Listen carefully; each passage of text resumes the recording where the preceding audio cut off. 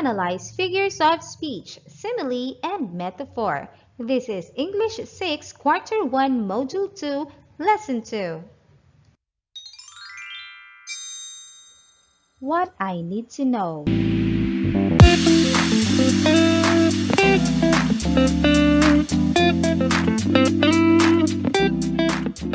Today we are going to focus on simile and metaphor. Let's take a closer look at simile and metaphor. Simile uses like or as to compare two things. For example, number 1. Today, Lita is as bright as a sunbeam. Number 2. A diligent person is like an ant. As you can see, in number 1, Lita is being compared to a sunbeam, and we are using the phrase as bright as. In number 2, the person is compared with an ant, and we are using like. This is a very good example of simile. Metaphor, on the other hand, compares two things without using like or as. Often uses is or was. So kapag makikita ninyo nagkukumpara ng dalawang bagay, ngunit hindi gumagamit ng salitang like or as, ibig sabihin ito ay metaphor. Halimbawa, number 1, Mother is a beacon in matters of faith. And number 2, Manny Pacquiao is a lion in the fight. Tingnan natin ang number 1. Mother is compared to a beacon, but we're not using like or as, but only is. So this is an example of metaphor. Sa number 2, dalawa pa rin ang ating ipinagkukumpara, si Manny Pacquiao at ang lion. Pero wala ring like or as, kaya ito ay isang halimbawa ng metaphor. Sa lesson na ito ay magsisimula tayo sa what I know. Ito lang ang ating gagawin. Identify the figure of speech in every sentence as to simile or metaphor.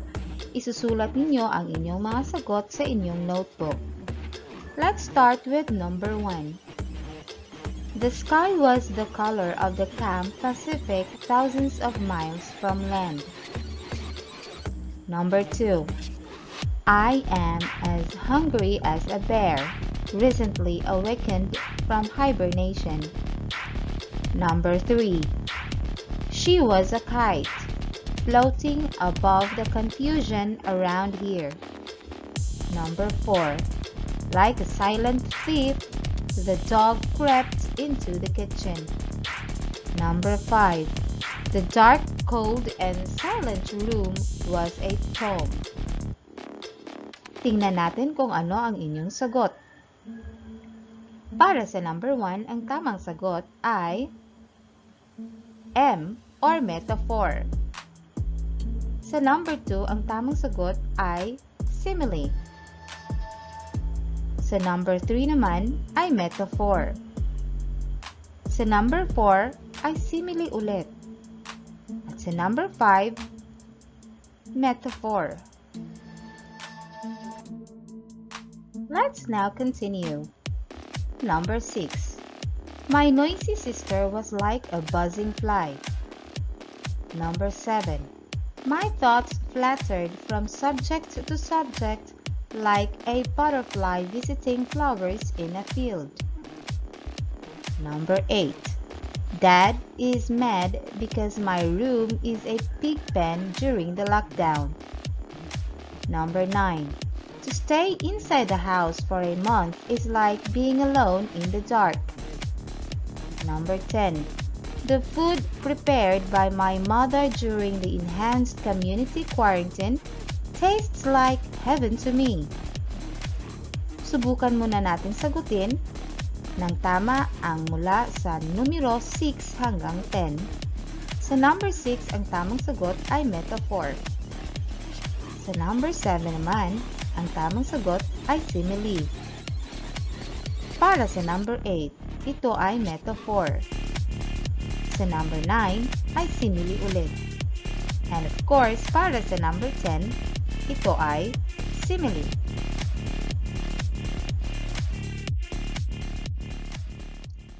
Let's take a look at what's in this module. Infer the speaker's tone, mood, and purpose in the lines below. Write your answers on your notebook. Number 1. Yes, I did it right. Come, look and see. What mood is expressed in this line? Letter A. Jubilant. B. Challenging. C. Violent. D. Frustrating. Number 2. What mood is dominant in the stanza below? I love to watch the dancing waves, the sun as it smiles on the earth's face. From watching nature. Letter A. Happy. B. Sad. C. Gloomy. D. Melancholy. Ano kaya ang sagot para sa number 1? Ang tamang sagot ay letter A. Jubilant. Ano naman kaya ang tamang sagot para sa number 2? Ang tamang sagot ay yes, happy. Let us now continue. Number 3. The party would have been a success if not for your presence. The tone of this line is letter A. Sadness. B. Fear. C. Sarcasm. D. Brutality. Number 4. The young gentleman gave some bread and water to the street beggar. The tone of the sentence above is blank. Letter A. Honesty. B. Integrity. C. Pity. D. Faithfulness. Let's have number 5. Are you looking for a shampoo that's best for your hair? Use shiny shampoo. It will make your hair soft, black, and shiny all day long. Try it and see the difference in just 1 week. The purpose of the speaker is to blank. Letter A. Persuade. B. Entertain. C. Inform. D. Give directions. Now let's see if you got the answers right. For number 3, the correct answer is sarcasm. I hope you get it right. Let's have number 4. What do you think is the answer? Yes, the correct answer is pity. Number 5. What do you think is the answer? Correct. The answer is persuade.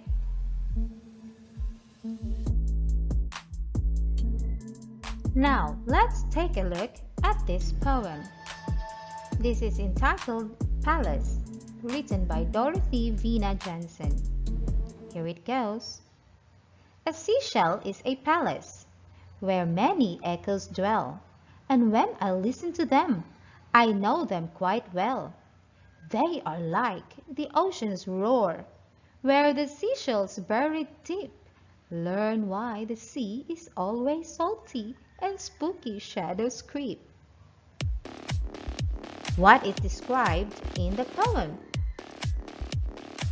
Correct. The poem is describing a seashell. And in the poem, what dwells in the seashell? Yes. What dwells in the seashell, according to the poem, is or are echoes. Let us now have Little Boy Lindo by Maria Eva S. Eden.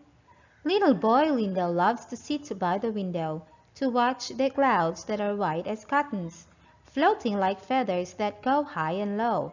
Oh, how happy little boy Lindo seeing them in tons. Night and day, little boy Lindo dreams about him swiftly flying like a kite up above, with his memory that is a camera on the stream that captures every moment one can ever have. Little boy Lindo's mind is a wanderer, that travels far beyond the Scotty clouds. It is like a time machine that quickly remembers God's wondrous creations. All of us must be proud. Now let's talk about the poem. To what object does Lindau compare himself? Your answer? Correct! Lindau was comparing himself to a kite. Let's have number 2. How are the clouds described in the poem? Your answer? Correct! The clouds are described as cottons. What is it? Now let's take a look again. Figurative language is a way of expressing ideas by using symbolisms instead of ordinary language. Figure of speech are language devices intended to bring out from the reader, listener, fresh reactions or perceptions to a scene or an object. They make comparisons to familiar objects in order to bring out less familiar impressions. Now let's do some exercise. Pick outlines from the poems Palace and Little Boy Lindo that compare two things. Create 2 columns in your notebook, like the one drawn below, and write your answers there on the appropriate column. Okay, titingnan natin kung ano ang ating magagawa. Mayroon tayong column para sa simile at para sa metaphor. Babalikan natin ang palace. Hahanapin natin ngayon ang linya kung saan may simile at may metaphor at ilalagay natin sa tamang column. Nakikita nyo na ba? Ang unang linya ay a seashell is a palace. Ito ay isang halimbawa ng tama, metaphor, dahil walang ginagamit na as or like. Mayroon pa bang linya dyan para sa simile or metaphor? Yes, they are like the ocean's roar. Kung inyong mapapansin, ay ginagamitan ito ng like. Kaya automatic, masasabi nating ito ay isang simile. Now let us check out Little Boy Lindo by Maria Eva S. Eden. Still, we have the columns for simile and metaphor. Let's check out the lines. The first line, to watch the clouds that are white as cottons. Saan mo kaya ito ilalagay? Simile or metaphor? The correct answer is simile. Let's consider another line. Which do you think has a simile or a metaphor line? Yes, floating like feathers that go high and low. And ito ba ay simile or metaphor? With like in that line, it must be a simile. Do you still have another line? Yes. About him swiftly flying like a kite up above. You still have the word like. So, is it a simile or a metaphor? Correct. It is a simile. Do you still spot another line? Yes. With his memory, that is a camera on the stream. So, is it a simile or a metaphor? There is no as, there is no like. So obviously, it is a metaphor. Do you still have another line? Yes, Little Boy Lindo's mind is a wanderer. Ito ba ay simile or isang metaphor? Correct. It is a metaphor. There is no as, there is no like. So, it must be a metaphor. Do you still have another? Yes. It is like a time machine that quickly remembers. And you spot there like, so it must be simile. Congratulations! Let's do some more. For each sentence given below, write what are being compared. For example, the noise is music to his ears. We are comparing noise to music. So the answer is noise is compared to music. Let's begin. Number 1. Her hair is as black as the night. Ang tamang sagot ay hair is compared to night.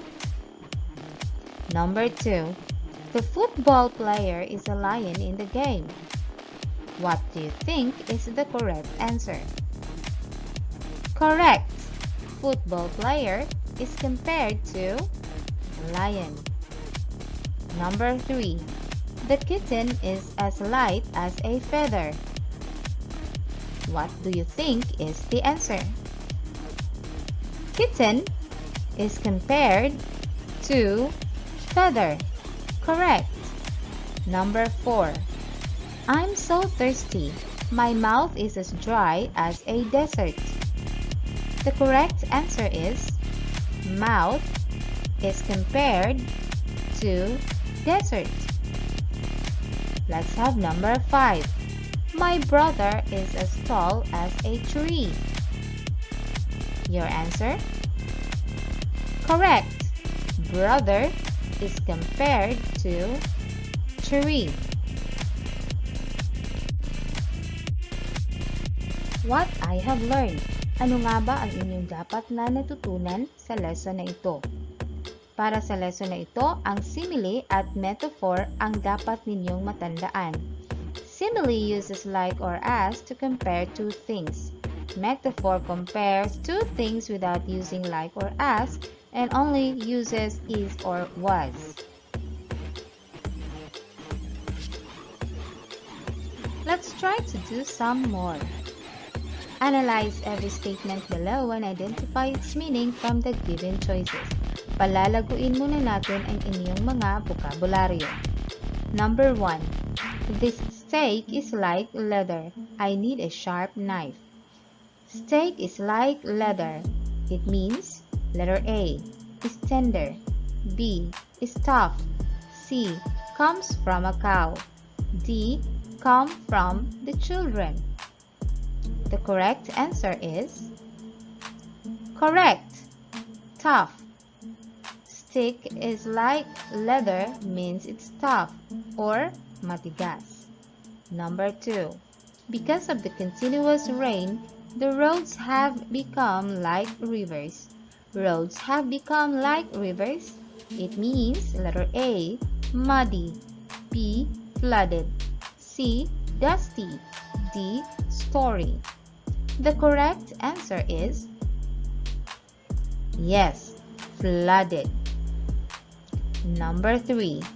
The last time my uncle saw me, he said I was thin as a beanpole.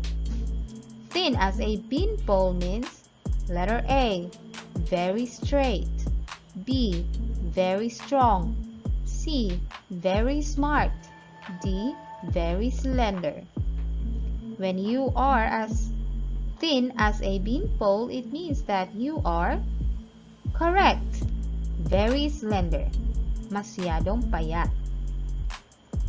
Number 4. Brenda's baby brother is a dumpling.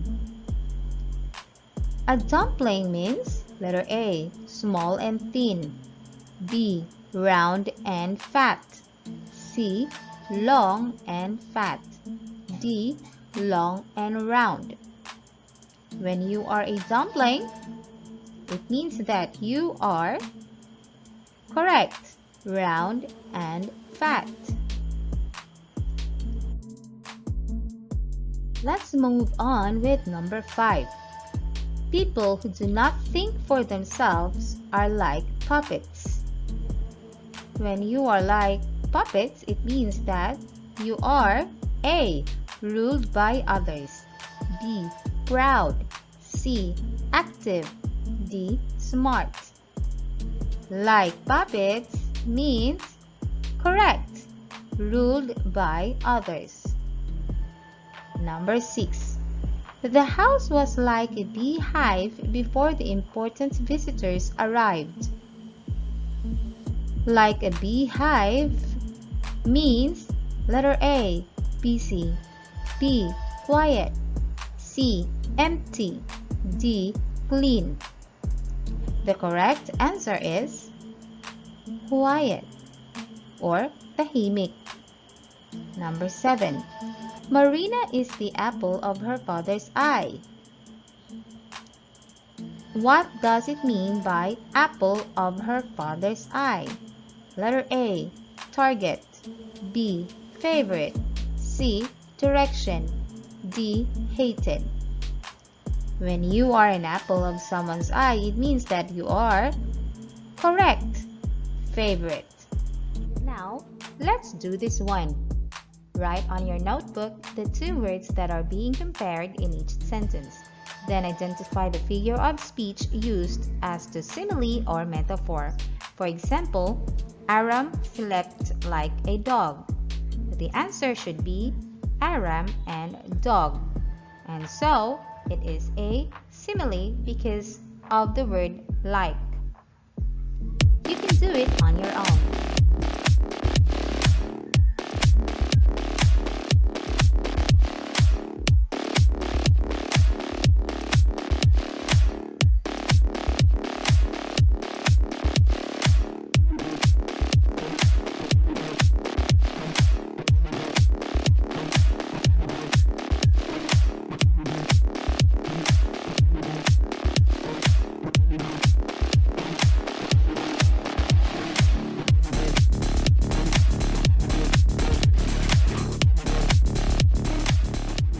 We are now in the assessment. Write on your notebook the two words that are being compared in each sentence. Then identify the figure of speech used as to simile or metaphor.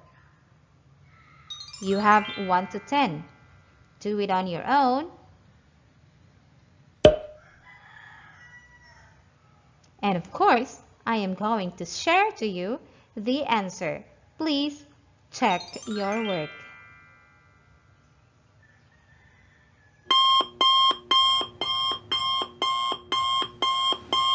Let's continue with your assessment. Use your imagination to finish these similes. Now, I cannot give you any answer because you have to do it on your own. You have to fill the blanks with what is in your mind. Number 1, I'm exhausted after swimming across the river, which is as wide as blank. Number 2, before he got a haircut and shaved his arms and legs, he was as hairy as blank. Number 3, Lucy broke her arms after falling from the guava tree. It hurt so bad, she said it felt like blank. Number 4, Ronald is much unorganized. His room is as messy as blank. Number 5, Pauline couldn't believe how hot it was today. She thought she was going to blank. At para sa assessment na ito, dapat ay gagamitin ninyo ang inyong sariling pag-iisip.